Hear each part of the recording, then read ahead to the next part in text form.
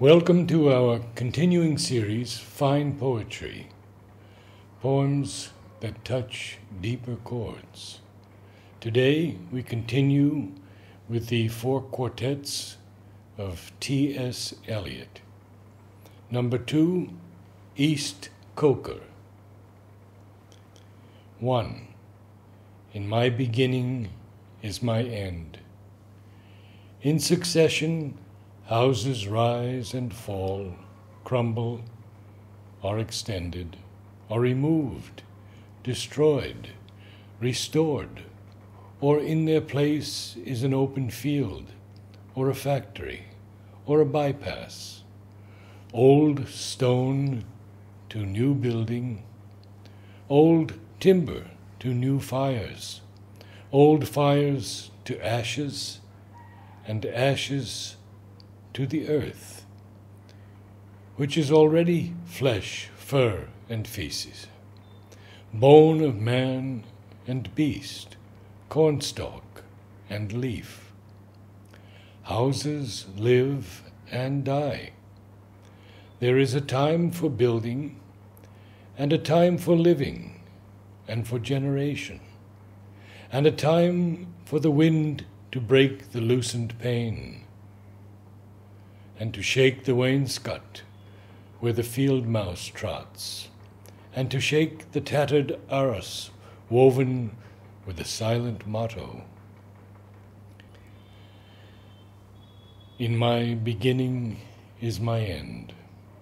Now the light falls across the open field, leaving the deep lane shuttered with branches, dark in the afternoon, where you lean against a bank while a van passes, and the deep lane insists on the direction into the village. In the electric heat, hypnotized.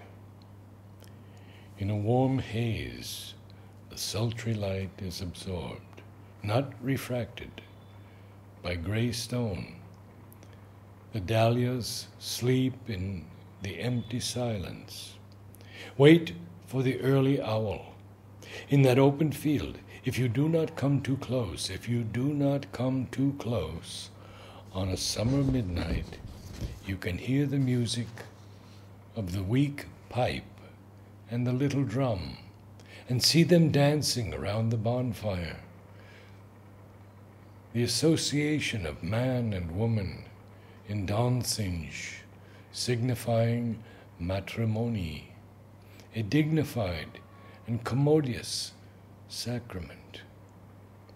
2 and 2, necessary conjunction, holding each other by the hand or the arm, which she betokeneth concord, round and round the fire, leaping through the flames or joined in circles, rustically solemn or in rustic laughter, lifting heavy feet in clumsy shoes, earth feet, loam feet, lifted in country mirth, mirth of those long since under earth, nourishing the corn, keeping time, keeping the rhythm in their dancing, as in their living in the living seasons, the time of the seasons and the constellations, the time of milking and the time of harvest, the time of the coupling of man and woman and that of beasts,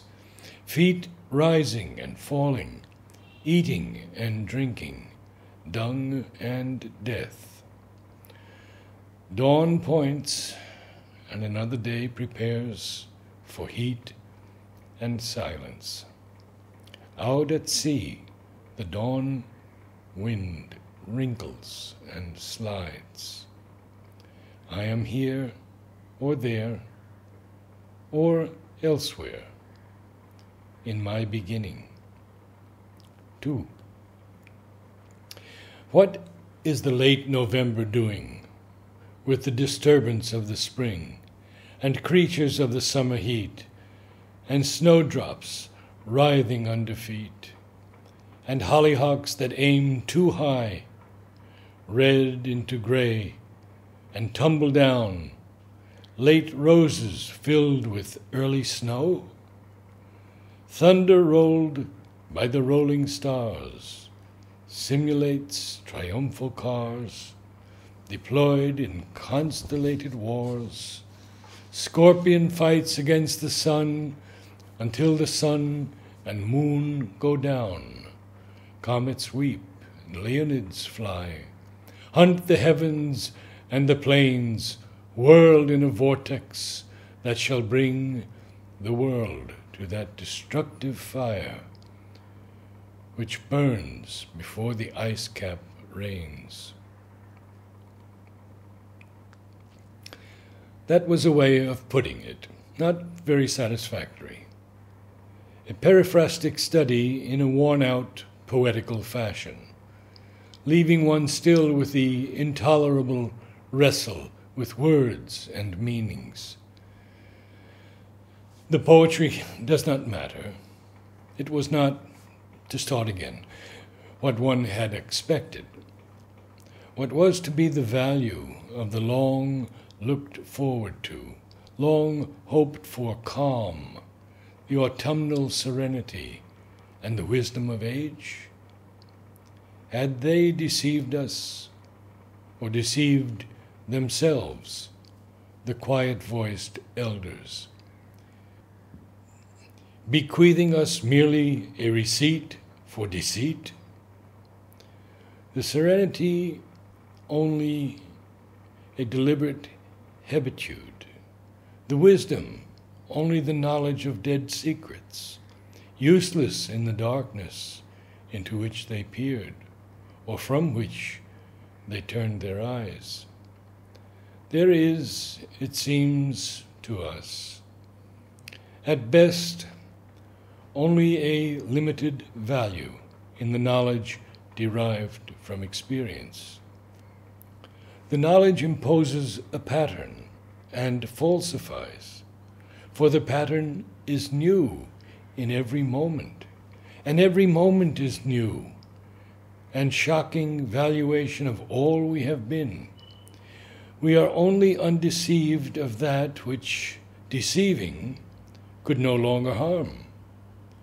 In the middle, not only in the middle of the way, but all the way, in a dark wood, in a bramble, on the edge of a grim pen, where is no secure foothold, and menaced by monsters, fancy lights, risking enchantment, do not let me hear of the wisdom of old men, but rather of their folly, their fear of fear and frenzy, their fear of possession, of belonging to another, or to others, or to God.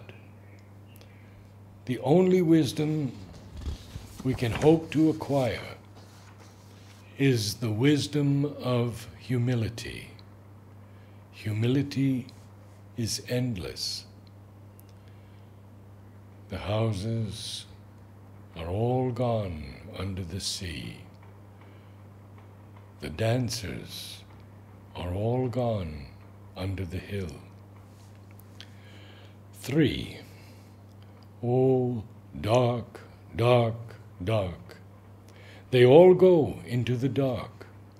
The vacant interstellar spaces, the vacant into the vacant, the captains, merchant bankers, eminent men of letters, the generous patrons of art, the statesmen and the rulers, distinguished civil servants, chairmen of many committees, industrial lords and petty contractors, all go into the dark.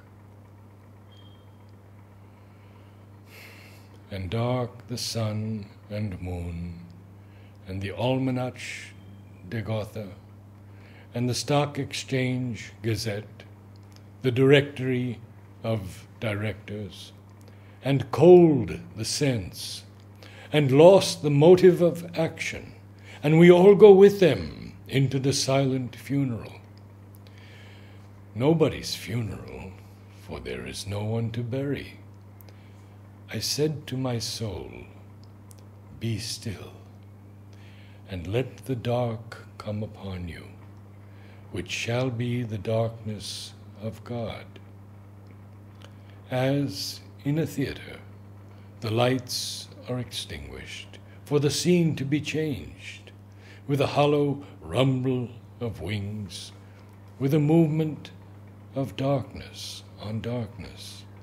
And we know that the hills and the trees, the distant panorama, and the bold, imposing facade are all being rolled away, or as when an underground train in the tube stops too long between stations, and the conversation rises and slowly fades into silence, and you see behind every face the mental emptiness deepen, leaving only the growing terror of nothing to think about, or when, under ether, the mind is conscious, but conscious of nothing.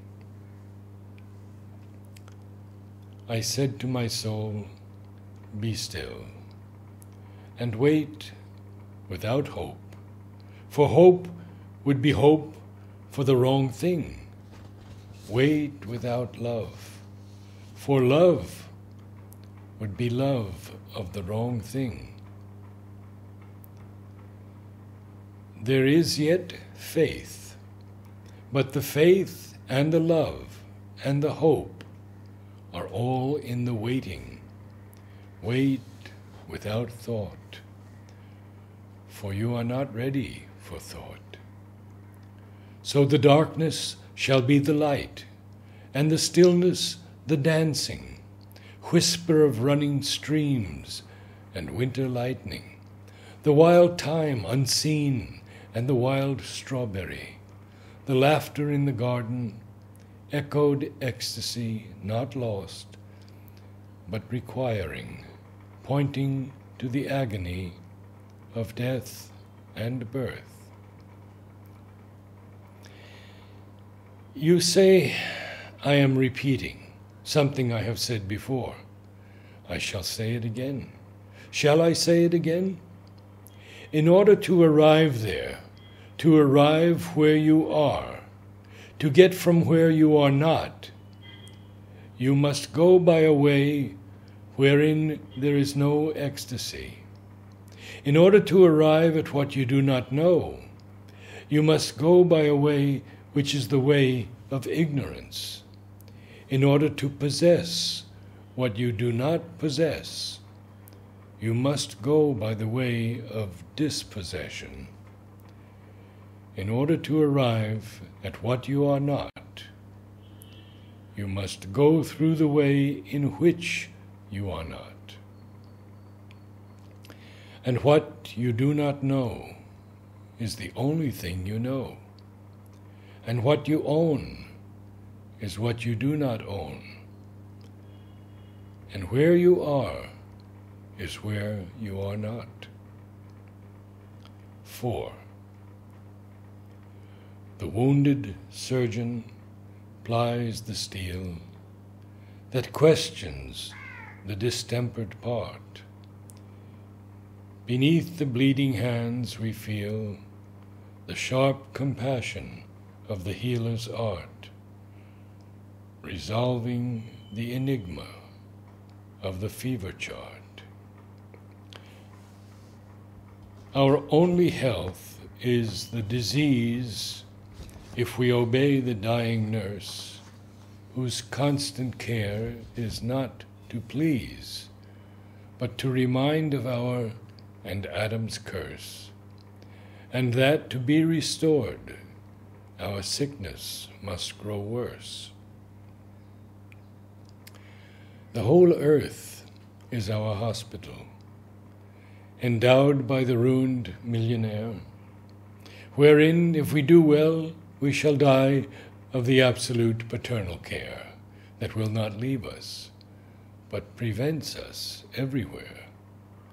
The chill ascends from feet to knees. The fever sings in mental wires.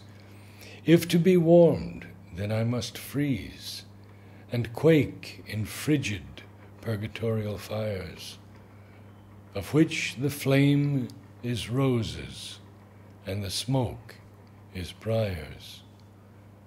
The dripping blood, our only drink, the bloody flesh, our only food. In spite of what we like to think, that we are sound, substantial flesh and blood. Again, in spite of that, we call this Friday good. 5. So here I am in the middle way, having had 20 years largely wasted, the years of l'entre-deux-guerres, trying to use words, and every attempt is a wholly new start, and a different kind of failure, because one has only learned to get the better of words, for the thing one no longer has to say, or the way in which one is no longer disposed to say it. And so each venture is a new beginning, a raid on the inarticulate, with shabby equipment always deteriorating in the general mess of imprecision of feeling, undisciplined squads of emotion. And what there is to conquer by strength and submission has already been discovered once or twice or several times by men whom one cannot hope to emulate. But there is no competition. There is only the fight to recover what has been lost and found, and lost again and again, and now under conditions that seem unpropitious. But perhaps neither gain nor loss. For us, there is only the trying. The rest is not our business. Home is where one starts from. As we grow older, the world becomes stranger, the pattern more complicated of dead and living. Not the intense moment isolated with no before and after, but a lifetime burning in every moment, and not the lifetime of one man only, but of old stones that cannot be deciphered. There is a time for the evening under starlight, a time for the evening under lamplight, the evening with the photograph album. Love is most nearly itself when here and now cease to matter. Old men ought to be explorers. Here or there does not matter.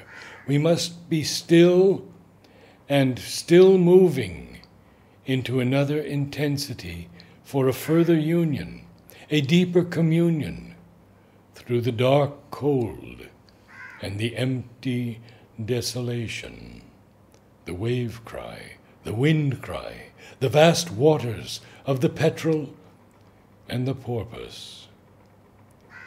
In my end is my beginning.